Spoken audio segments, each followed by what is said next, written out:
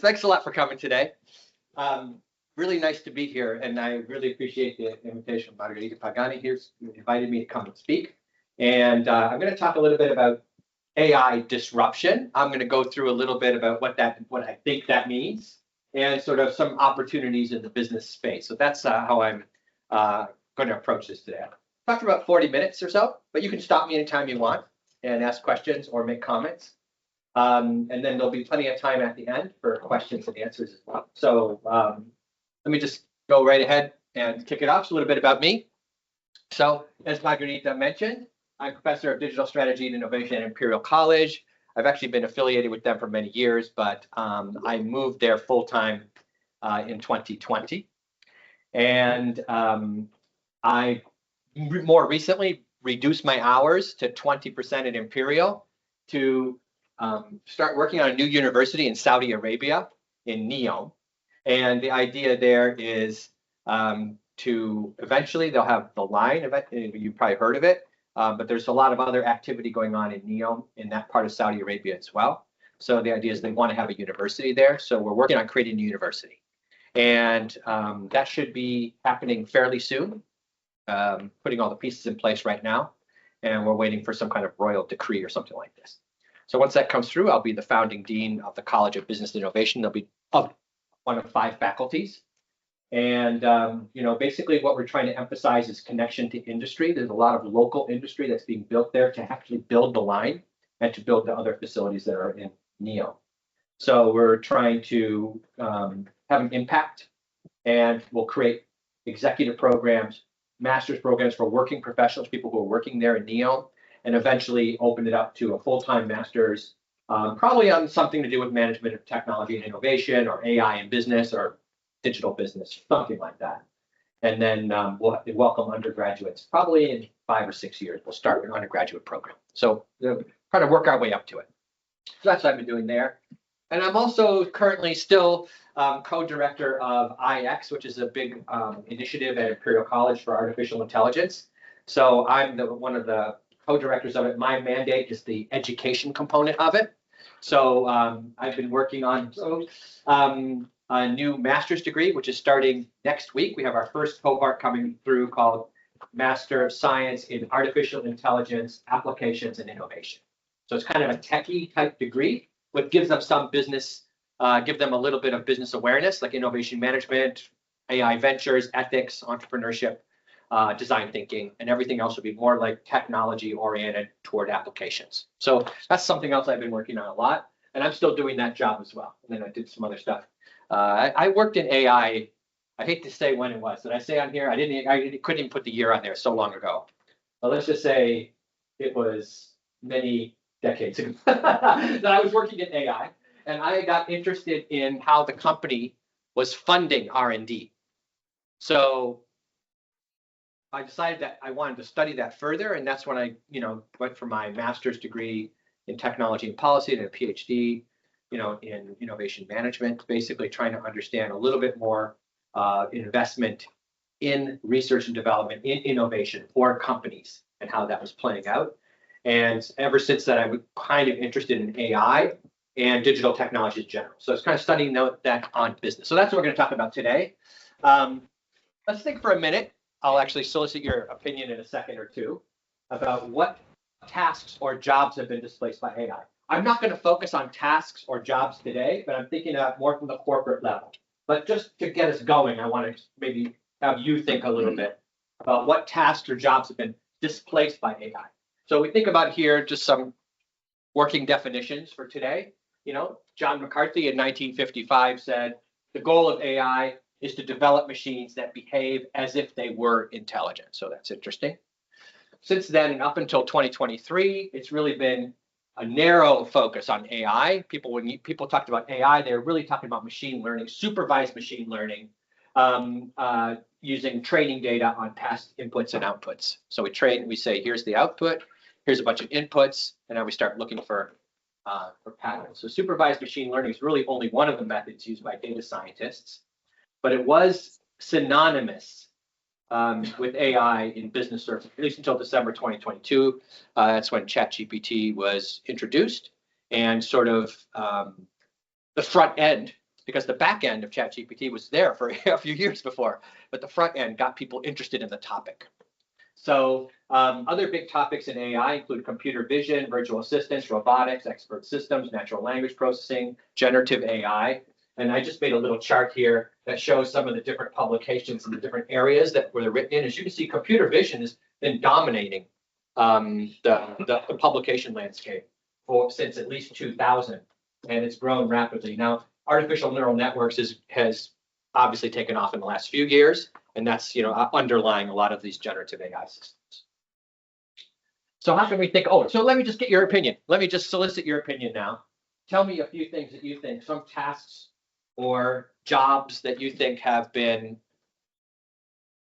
affected by AI. Yes. I think subtitles writer and translator. Yeah, that's a really interesting one, and I have an example in here. There's one called, I think it's called Wordly, but there's many of them. And I saw this one demoed recently because I was in actually the first time I saw it, I was in a meeting and someone put on the note taker, but it was note taking in German. She was German, but we were having a meeting in English, and I was like, wow, this is amazing because she was speaking in English and was just writing it down in German, like in real time. And so I had heard about these text to, these speech to text translation things, but I wasn't aware about how sophisticated they were, and my knowledge of German is not super great, but I could recognize that it was the translation was fairly reasonable, if you ask me. So very nice suggestion. Yes. Yeah, artists and painters. Yeah, especially I don't know about the top end, so like the top end artists, but I think commercial sketchers and commercial artists, I feel like that's something that's that can be done online now, right? So I think I'm trying to ask you this question, and let me get one more. Thank you very much for that one. One more. Yes. Customer service, chat bots, and so forth like this. It's true. Actually, think about it from the these chatbots are getting placed out there. Now, if you're interacting with a chatbot, you probably figure out it's a chatbot within like 5 seconds, right? It's still not to the point where, where it's behaving as if it were intelligent, because it's like, like you go on for your airline, my airline ticket was canceled, then it says, please click on this link if you want to reschedule. And then you click on it and you say, I need to leave tomorrow or something. And it says, I don't understand that, whatever.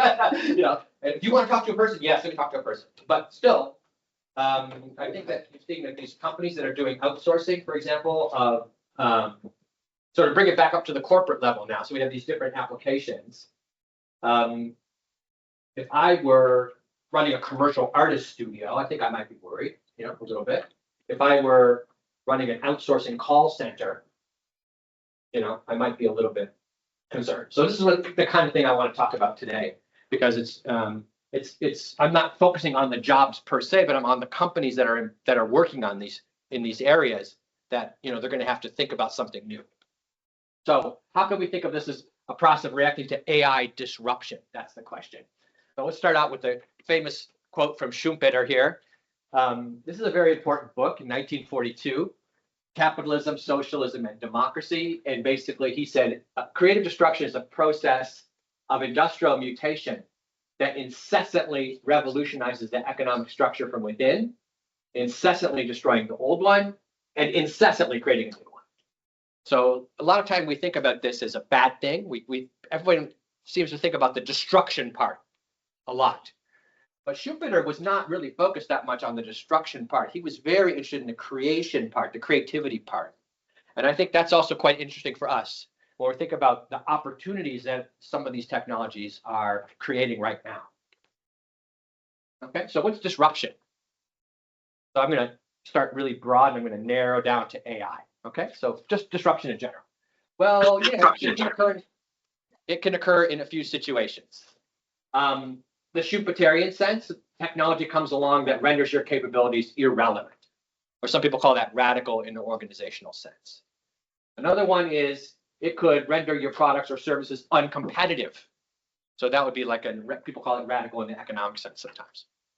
And the third one is also popularized by Christensen, to refer to technology that's not technically radical, but is inferior but rapidly improving. Like there's some kind of technological evolution that eventually makes it acceptable to a mass market. So these are three different ways that people have usually defined or thought about the disruption. Now, so what's digital disruption then? You know, think about digital technologies. So when the technologies are digital, the potential might be higher, right? It could happen more quickly, maybe. That's another argument that people use. So for radical in the organizational sense, if the firm doesn't have any digital skills, the legacy skills might be rendered irrelevant.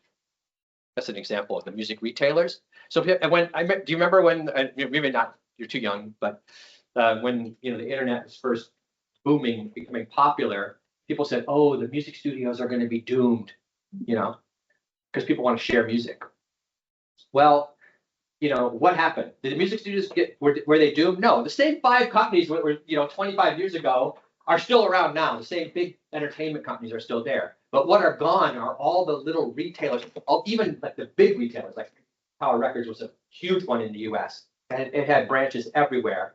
And that was a retailer for CDs and records and so forth. And once we started getting this streaming of media, they didn't have any digital skills. So the skills that they were really good at were rendered irrelevant. And so they all disappeared. Pretty much there's almost no, it's like almost like a collector's. Now it's like a specialty thing. I'm going to a record store, like a small shop someplace that has vinyl records. But for the most part, they're all gone. For radical in the economic sense, they might reduce the cost so much that the price in the market falls below the cost of products or services based on old technology. So think about your GPS navigator there. It's bundled into your phone now, and it's operating in the cloud. So it's your device you're going to pay for that device. So you're really going to pay for that device when it's already on your phone? No.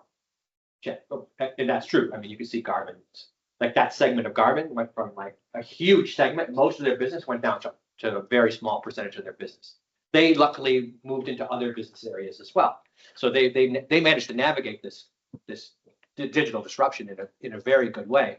But just say, if you just look at their sales or any navigator sales, once the smartphones became available, their revenues, top lines went. Okay. Disruptive technology, you might say that could be digital technologies might be inferior, but over time increasing quality. That's a voice over IP kind of story. If you think about Skype back in the day, now we're on Teams. So at first, these calls, these connections were very bad.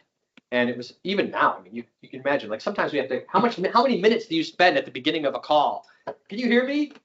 No, I can't hear you. Can you type in the chat? I can't hear you. It's actually still not as good as a phone. Phone is 99.999% reliable. When you pick up a phone, a landline, you're connected. You're going to be connected to the party you dial in. Your mobile phone, getting there for the most part, depending on your coverage area. And these computer calls are still not quite there, but they're getting better and better, and they're good enough that people got rid of their landlines now. So that's another example of how you could say digital disruption occurred. Now, what if the digital technology is AI? That's the next question here. So, I was thinking like advertising agencies might be an interesting example here.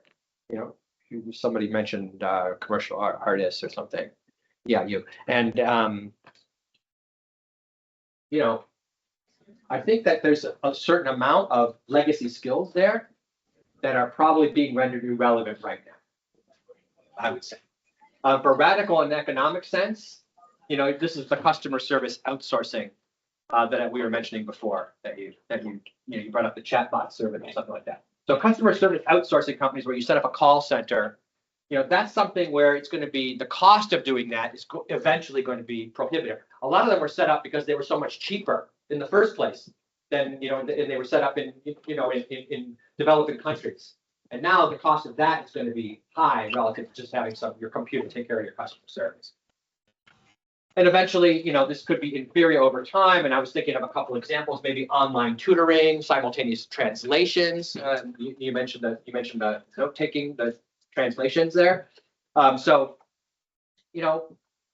maybe they're not perfect yet. And there's a brilliant article called I don't know if you saw this article called The Shallowness of Google Translate. where he's like just Douglas Hofstadter. He's a really well-known author of computer science. He's written a book called Gödel, Escher, Bach. It was a famous book back in the day. Anyway, he's written this really interesting article called The Shallowness of Google Translate, where he goes through like really nuanced translations. Of course, for business transactions, it's perfect. Like Google Translate's fine. But for like this nuance, when you really want to, poem or something like this, it's not great. So he's actually going through and analyzing it in a really interesting way. So this is something that's not perfect. It might be inferior, but it's actually getting better and better over time. And then if you think about, there's one more idiosyncrasy that I want to mention here about AI, which is this data network effect, which I'm sure you're completely conversant in. But just to remind you, your regular network effect, more or less, this is like a very simplified version, is that you have more customers and there's higher value for each customer. So there's a return to demand side. It's a return to scale. So I appreciate how many other people are in the network, social media, WhatsApp. So that brings in even more customers. And so it's a nice virtuous circle. So the argument goes, this really interesting article in AMR from Academy of Management Review a couple years ago on data network effects. So a study that, like you have more data, the more data gives you better product, because you can then turn around and collect more, you can make better predictions and you can have better models. And that's going to make it more attractive to your customers. So you have more customers, and that's going to give you even more data. So some people were arguing this is sort of a very interesting competitive advantage to companies that get a jump on the market, because then they're able to make better predictions, and the other people trying to catch up to them, it's going to be difficult. There's a really interesting article about scaling an AI venture, and this is to do with the data network effect. So it's not always obvious that there's going to be a data network effect. And so what I love about this list here is it kind of goes through some of the things you need to think about to make sure that you actually get some advantage from a data network effect, right? So data should be automatic, should capture it automatically. The product value should increase automatically as more data is added. And this number 3 is very important. The minimum threshold for the amount of data needed before the product starts providing value is high. So in other words, it's not like it's a linear thing. It's like a threshold effect. So if you're behind at the beginning, it's going to be harder and harder for you to catch up. That's the argument that gets made here. The value of the incremental data doesn't plateau quickly.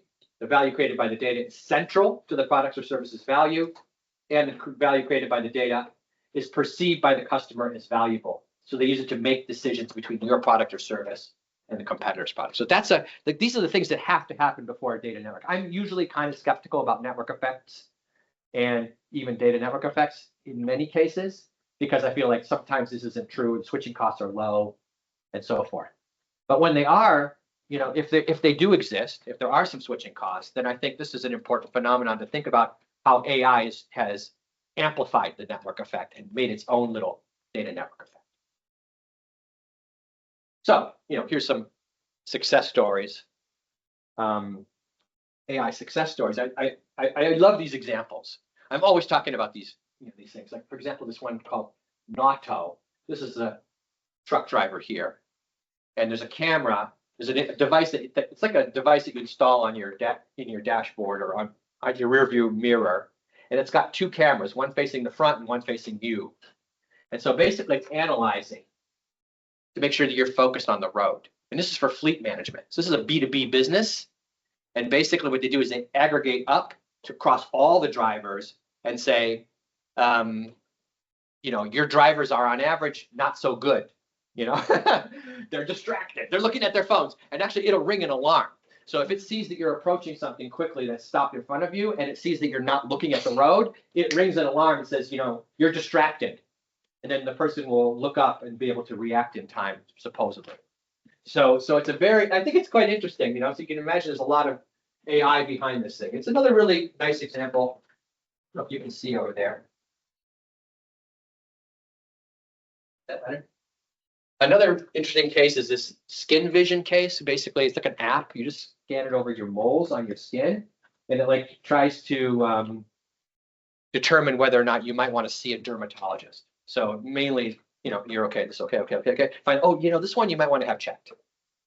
So I think that's another interesting application. And there's a bunch of other ones here, beyond the typical ones. So chatbots, image generation, document summaries, clearly, right? Very big deal right now. And actually really useful, I would say. When people talk about hallucinations and so forth, fact checking, you need to fact check everything. True. But when it comes to uploading a document and getting a summary of it, these LLMs are quite useful for that and very accurate. They're not getting every piece of nuance. It's like the summary of a meeting, they'll give you like the 5 points that you talked about in your meeting. Those are pretty accurate, actually. And a lot of companies are using them to scan for, submissions that people make or the SEC filings. They get scanned immediately to see if there's any information in there that could be interesting, summarize them really quickly, and then trade on them. Video creation, and you probably saw that video, Tokyo Walk. If you didn't, just get on there and watch it because it's really interesting. The prompt that they had on there was just like, this woman's in Tokyo walking down the street, she's carrying a bag, there's pavement, it's damp, and it gave like some background and it generated a video in not very much time, in a very sophisticated looking, convincing looking video. And I think this is something that's going to be really important in the movie sector and so forth. Advertising for now. It can't do a feature film. This is like a 30-second clip, but eventually it'll get there. Code generation is a very big deal, I think. I don't know about you, but I tested it. I'm a very rusty coder. Of course, I was coding back in the day. That was like the thing I was doing a lot of back in the 1980s. And, of course, I'm interested in simulations and things like this. So, I'm quite interested in like agent-based simulations. So I was like, maybe we could do a demo. So one of my PhD students made a demo where we generated code on an agent-based simulation of overfishing a lake, right? So you have the boats, you have to fish, there are too many boats, the fish population drops dramatically, and then you could, you could show a graph of the fish population declining and so forth. And then the boats get more and more desperate. So that's the kind of thing that, do random number generation. That would probably take me a couple months. Okay, well, I'm obviously out of practice. So in that demo, we were able to do this in 1 hour. So that's the level. And what people have found is that for the top software engineers, it doesn't really change much for them. But for the average ones or below average ones, it boosts their productivity like you cannot believe, almost as good as the top ones. And I have a lot of examples of these things, of generating code for different tasks and stuff like that. Quite reliable. Podcast, this Wondercraft thing is quite interesting. I don't know if you've seen it. You upload a document and it makes a very realistic sounding podcast about your document. So people are chatting about your document. And they'll say, oh, if you like this, please hit the subscribe button. Just like any podcast would be. And I think it's a nice way of thinking about learning too. If you want people to learn a material that maybe they don't have to read through a document, they could actually listen to a podcast. This is the one you mentioned already, Wordly, natural language translation in real time. Then you have the opposite, right? Reading text in a more natural way. So you type in the text, and then you can choose your persona that you want, and it will read the text out in a very realistic looking, video, which is quite interesting. Synthetic data generation for companies that don't have enough data to work with. Maybe they don't have enough customer data. They don't have enough ecosystem partners to pool data with. You can have companies there that you can generate. You can give a profile. It'll generate new data. It'll generate data sets that you could then turn around and analyze. And I don't know if you've seen this one on entrepreneurship pitches. It's quite fun. It's called Go Zigzag, and you type in your idea, and it gives you all this collateral material, a lot of collateral. Like it'll do a business model canvas, it'll do a pitch deck for you, it'll do your unique selling proposition. And so I met the CEO last year, and I said, let me try this. So I put in the worst idea I could possibly think of, which is, I have an idea to make a platform for babysitters in the same apartment so people can get babysitting services in the apartment complex. Terrible idea, because it's not defensible, really. But anyways, these guys generated a lot of material, great material. Your trusted source for your child's health and safety. It was quite good. So it was. It's a very interesting. It's a very interesting company. Okay, this is the prompt for that video, Sora, for that video on the Tokyo Walk, which you should check out sometime. She walks confidently and casually. The streets damp and reflective, creating a mirror effect of colorful lights, and many pedestrians walk about. Okay, I think these are hilarious. So this is a hilarious cartoon here. So it says, what's going to be the impact of ChatGPT on our business? There's a lot we don't know. How much is made up? It's going to take away our jobs, security, damage our reputation. What do? We want to adopt it as fast as possible. I think this is the general mentality in companies right now. But before you rush off, I'd say, there's a lot of clickbait out there, and like these journalists write these articles about how they interacted for hours with, with the chatbots and so forth, and they're like, it went off the rails. The chatbot said it loved me and wanted to have an affair with me. The chatbot's not in love with you. I mean, let me ask you a question. If you go in on these LLMs and you type in, it's real, you give it a prompt, and then you say, oh, and it's really important for my job. It's going to give you more detail. It'll actually give you a better response, a more detailed response. Now, why is that? Let me throw that out to the crowd here. You say, it's important for my job, and it's generating better content, more content. Yeah. I don't know if it relates, but I saw a while ago that if you say, I'm going to give you $10,000, or I am in danger and I need to do that, they're going to do the thing better. Right. So exactly, similar idea. Yeah. So brilliant. So what is going on? Why is this? Yeah.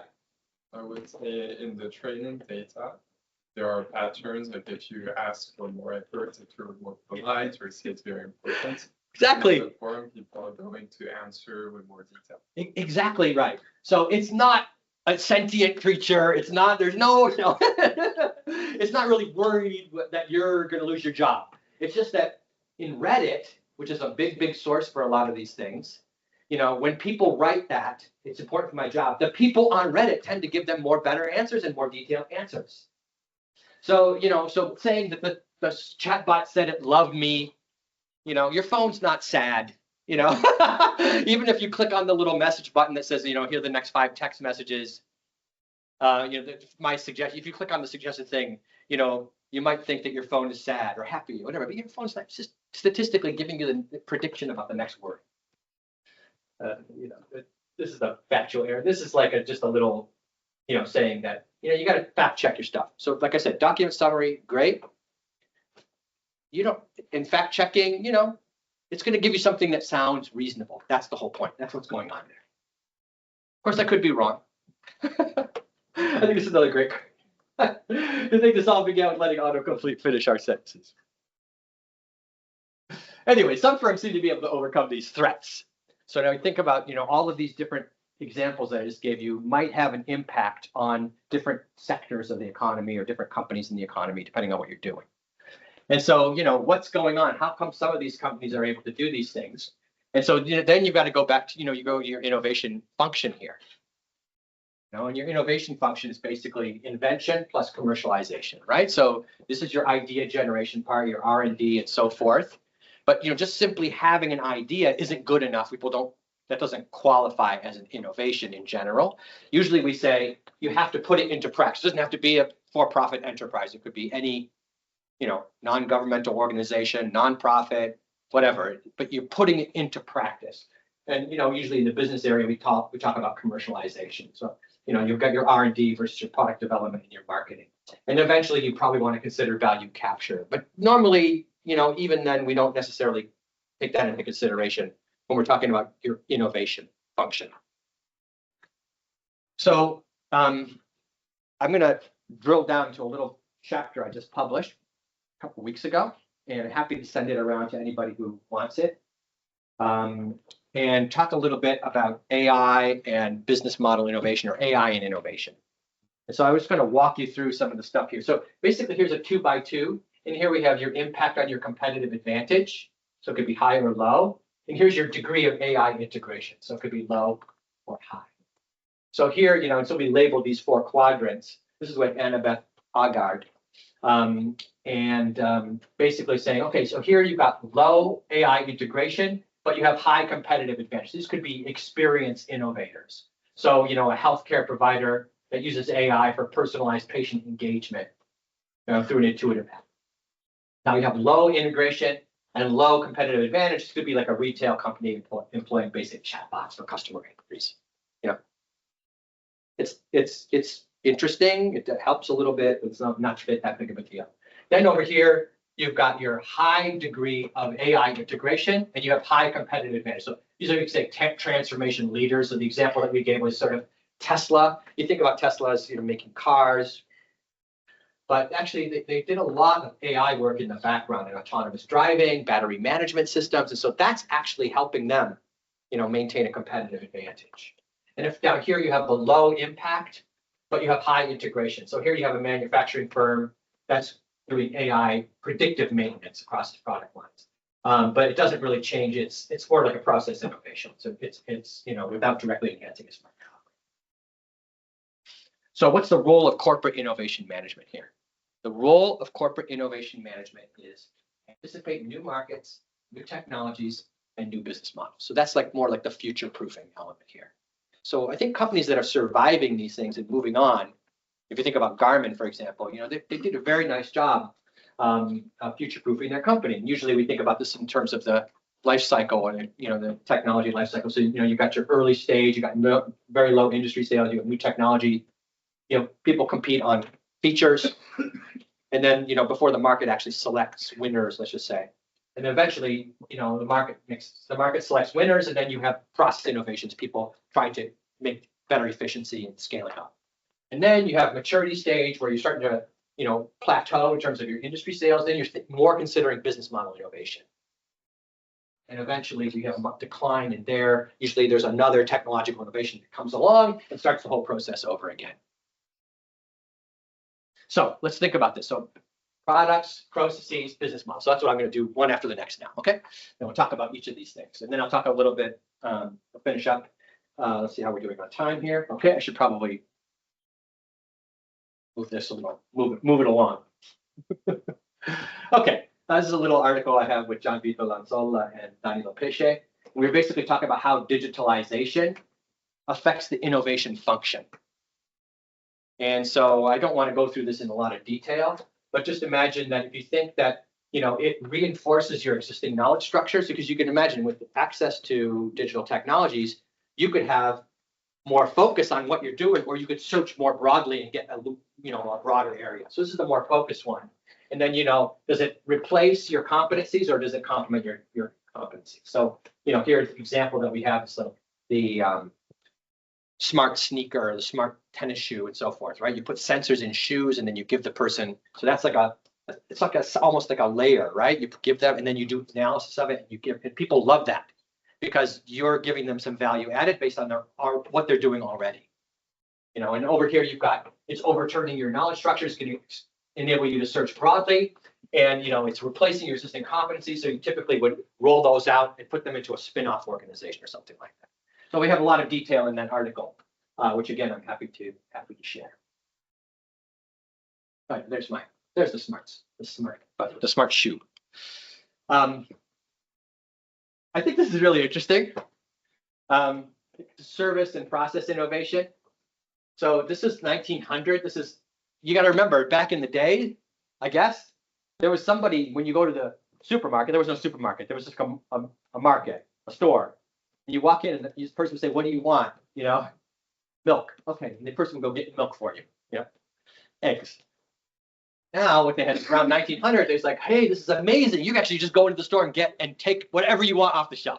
So that was the first one. Then they started having, you know, these checkout areas, you know, where you could go into a cashier and you know, like in a supermarket that we would know. And then here now we have self-checkout. This is very common. I like using it personally. But then when you get to this one, you know, it's quite interesting in terms of a service innovation, because, you know, I don't know, you've probably, have any of you used this store, gone in there and tried it to get something from the stores? It's called Amazon Go. They're popping up in different places. And basically you just walk in and take whatever you want. And then if you're a regular customer, it just charges your credit card. You don't wait in line, you just walk out. If you're not a regular customer, when you get to the store exit, there's a place where you can tap your credit card and it just charges you for whatever you took off the shelf. So now you got to remember what's going on in the background here. They have to grab, you know, they figure out that it's you, right? They don't have to know anything about you. They don't have to know your personal. But they have to know that when you walk to the next aisle and grab something else, that they need to add that to your trolley, right? So it's there's a lot happening in the background there for them to make this new service. And I think this is going to be, you know, quite common in the near future. So, you know, think about product and service innovations in financial services as an example. You know, I would say they're relatively rare. There's service advisor chatbots, there's trading bots now, there's peer-to-peer payments, digital know your customer onboarding. There's digital banks that are much more, you know, if you've ever tried to open a bank account, like in a high street bank, you know, it might take you a few weeks. And if you're taking a digital bank, you're like taking a selfie with your passport, you know, and then you got your account open in 5 minutes or something. And they're doing a lot of pattern recognition, image recognition, and so forth to match you up and to actually know their customer. Now, new processes. I think this is a great photo. This is the Netherlands Post. This is 2000. This is not that long ago. Okay, you can all people there sorting. 10 years later, there's nobody there. You know why? Because they're automating everything. They're like scanning everybody's, you know, your address. They can figure out where you want to send the thing to. They sort it to the right place and send it to the right place. So there are, you know, fewer people. They made an investment in the capital, right, in the computer equipment. But after that, you know, their labor costs go down. So I think it's quite interesting to think about these process innovations. So automation in incumbents. You know, most digital business applications are process innovations. Let's face it. And that's the most common thing. That's the most common. All these AI examples, a lot of them are about efficiency gains, right? So, you know, computer vision for factories, chatbots, we've talked about a million times already, asset tracking for supply chain management, replacing a vertical process, you know, like going in and fixing your expense reporting by automating it and making it more efficient. Remote diagnostics for agriculture, for museums, and so forth. And then, you know, in terms of financial services, these are the most highly cited priority. If you ask CEOs what they're working on in financial services, they're working on efficiency. That's the main thing they're using AI for digital technology and so forth. So credit card fraud detections, predicting whether your credit card is being used for a fraudulent transaction. It's not changing the whole payment system of the world. It's just more profitable because in most countries, if someone steals your credit card, you don't have to pay. The credit card company has to pay. Some countries, they charge you a little bit of a fee, $25 or something like that. But in most cases, you know, you don't have to pay. So that's saving them money. Reviewing contracts for loan documents, anti-money laundering, detection, tracking regulations. Actually, there are systems out there now for financial service regulation tracking to see if anything affects you. You can act quickly by summarizing it. You know, actuarial science, risk management, natural language processing of filings for brokers and so forth. Okay, now last, new business models. I'm not going to spend a huge amount of time on this, but I did want to kind of walk you through just maybe a couple examples from Business Model Canvas. So here's you know, some little examples that I worked on back in the day on what is a business model, right? Conceptual tool. This is the book you're referring the book you were referring to at the beginning here. The method by which a firm organizes resources to offer its customers value, from which you can make money.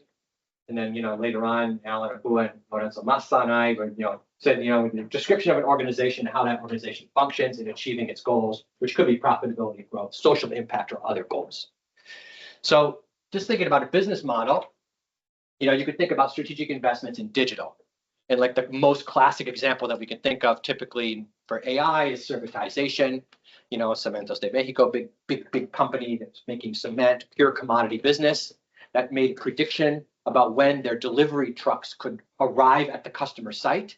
And they offered a service guarantee. So, hey, if we don't deliver it at this time, you'll get a discount. And that caused them to increase their customer base. People paid a premium over what they would have paid for regular cement because they wanted it on at a certain time. And this was designed in Mexico City where there was lots of traffic.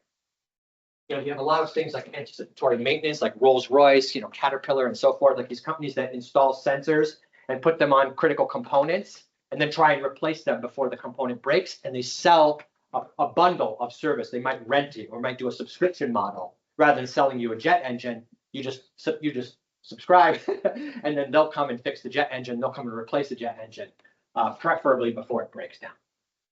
Another great example here is this homeowners insurance inspection or commercial insurance inspection, where they send a drone over after a natural disaster, take photos and videos of the building, do an automatic analysis of it, and if it's actually damaged, that they can determine it's damaged, they pay the claim immediately.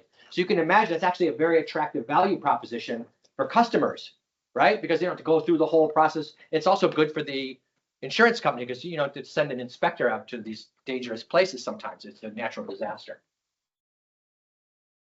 So I just want to conclude by talking maybe about a couple things. So thinking about the business model canvas, basically in this little chapter that I mentioned earlier with Annabeth Hagard, we went through this business model canvas, like something I worked on a long time ago, and tried to understand how AI was affecting each of these little components of a business model. So, you know, so I have to credit Lorenzo Massa with these drawings. He's a very good artist. So he drew different ones. And so I just want to highlight maybe a couple of them for now in the interest of time. So here, you know, for value proposition, which many people consider to be one of the more important elements of business model canvas or any business model development, is, you know, you can think about it as a catalyst for creating differentiated and compelling offerings, enhancing products and services with intelligent features, automating personalization, and enabling creation of entirely new AI solutions. And examples here, DeepMind, you know, for healthcare, they were developed to identify patients at risk of acute kidney injury. So it's kind of a very interesting, you know, approach to try and come up with new products or new services. Customer segments, you know, you can imagine they could be very useful for the identification and understanding of customer segments. So I have this thing, an example would be Netflix. They actually made the very, very, you know, precise segmentation after they started analyzing customer data. I'm not going to go through all 9 of them because we don't have time for it, but you can see that it could also be useful for delivery channels, for customer relations, revenue streams. Let me talk about that for a minute.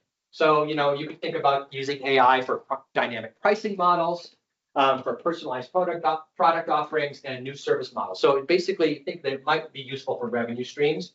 And then you can think about like different examples like Uber using for that surge pricing, which we all hate, but, you know, is useful for them as a business.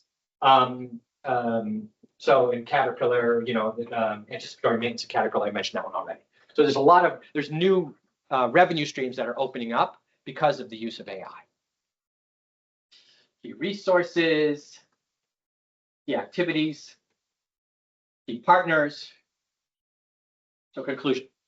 And anyway, I'll send you the chapter if you like. AI disruption it's a distinct possibility as digital technologies are proliferating and improving. I think it's definitely a distinct possibility. Companies are not doomed to failure. And I think this is the most important element of it. It's not like, oh, this new technology is coming along and it's going to wipe us all out. I think the point is we have to think about what are the new opportunity spaces here because we have these technologies. So you need to develop new products, services, processes, or business models, nurture a culture of experimentation and continuous innovation. And at the same time, acknowledging that there might be internal resistance. And usually when I'm talking to people in industry, I say, don't wait for a crisis. You know, people say, I want to wait to see if AI, you know, if it stabilizes or if the digital technology stabilizes. It's like these are not stabilizing in that sense. It doesn't make sense to wait and wait and wait because the longer you wait, the more behind you get in the market. And therefore, you're better off experimenting now and playing around with it. And then if the next wave of technology comes, you have some background, so you're not trying to jump multiple generations of technology, you know, in one shot.